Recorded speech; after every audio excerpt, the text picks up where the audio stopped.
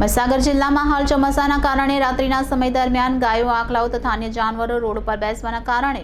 Road ઉપર બેસેલા પશુ વાહન ચાલકને ન દેખાવાના કારણે મોટા જીવલેણ અકસ્માત બનવાની શક્યતા રહેલી હોય, જેથી વાહન અકસ્માતના બનાવ બનતા અટકાવવા જિલ્લા પોલીસ વિભાગની અનોખી પહેલ જોવા મળી।